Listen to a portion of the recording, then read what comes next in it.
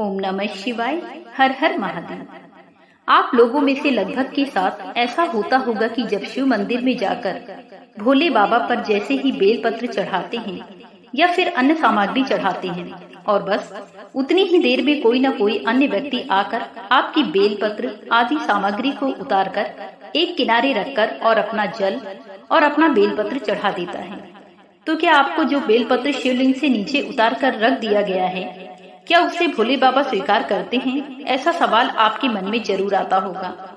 जैसे ही भोले बाबा को बेलपत्र चढ़ाकर आंखें बंद करके उनके सामने बैठते हैं और एक ही झलक में आपकी बेलपत्र, आपकी सामग्री भगवान शिव को जो चढ़ाई है वह उतारकर किनारे रख दी जाती है। तो क्या हमारी उतार दी गई बेलपत्र को भगवान शिव स्वीकार करते हैं या हमारे द्वारा की गई पूजा को भगवान शिव स्वीकार करते हैं? तो आज हम आपको इस बात का उत्तर देते हैं और महाशिव पुराण में भी वर्णित है। आप सभी दर्शकों का हमारे चैनल ओम पिनाकिनी वॉइस पर हार्दिक स्वागत है। तो देखिए, किसी और व्यक्ति द्वारा बेलपत्र या अन्य जो सामग्री शिवलिंग पर समर्पित की गई है उसे कभी भी ईर्ष्यावश हटाकर अपने द्वारा लाया गया जल भोले बाबा को नहीं चढ़ाना चाहिए, न ही अपने द्वारा लाया गया बेलपत्र आदि चढ़ाना चाहिए। क्योंकि जो भी व्यक्ति ईर्ष्यावश दूसरे के द्वारा चढ़ाई गई बेलपत्र को उतार देता है और स्वयं जल चढ़ाता है तो ऐसे व्यक्ति की पूजा भगवान शंकर कभी नहीं स्वीकार करते। ऐसा शिव पुराण में वर्णित है।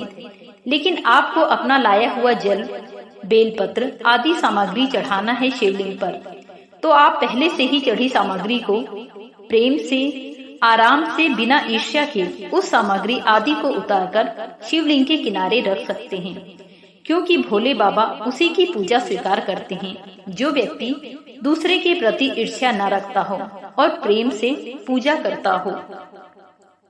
दूसरी बात कि यदि कोई व्यक्ति अपने द्वारा चढ़ाई गए बेलपत्र आदि सामग्री को तुरंत प्रेम से भी उतार कर रख देता है, तो क्या आपके बेलपत्र को भगवान शिव स्वीकार करते हैं?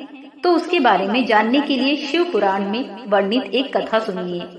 आप सभी जानते हैं कि पार्वती माता भगवान शिव को बेलपत्र समर्पित करती थीं। पुष्पांजलि, धतूरा आदि सामग्री जो शिव बाबा को पसंद थी वह समर्पित करती थी और माता पार्वती की सखियां वह शिवलिंग पर चढ़ी सामग्री को तुरंत उठाकर ले जाती थी।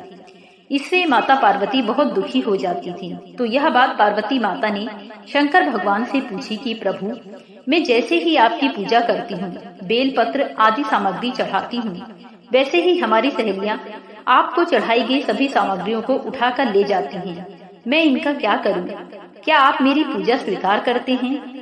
फिर महादेव जी कहते हैं कि पार्वती, जिस समय तुम बेलपत्र लेकर मेरे सामने बैठती हो या बेलपत्र जब तोड़ने जाती हो या तोड़ कर लाती हो, उसी समय पर वह बेलपत्र मुझ पर चढ़ जाता है। मैं तभी स्वीकार कर लेता हूँ और फिर उसके बाद तुम मुझे चढ़ाओ या न चढ़ाओ। दोस्तों, तो जिन लोगों का ये कहना है कि जैसे ही बेलपत्र शिवलिंग पर चढ़ाते हैं वैसे ही कोई दूसरा आकर आपके बेलपत्र को उतारकर अपने बेलपत्र चढ़ा देता है, तो हम यही सोचते हैं कि क्या भगवान ने हमारे बेलपत्र को स्वीकार किया होगा या नहीं। तो अब एकदम निश्चित हो जाइए, हमारे बाबा भोलेनाथ का और शिव पुराण में यही कहना है कि जिस वक्त हम बेलपत्र को पेड़ से तोड़ने जाते हैं या बेलपत्र को थाली में लेकर भगवान शिव के पास बैठते हैं, उसी समय वह बेलपत्र भगवान शिव स्वीकार कर लेते हैं। क्योंकि आपने पहले से ही बेलपत्र को सच्ची श्रद्धा से समर्पित कर दिया है। उसे भोले बाबा तुरंत स्वीकार भी कर लेते हैं और आपकी पूजा सफल भी कर देते हैं।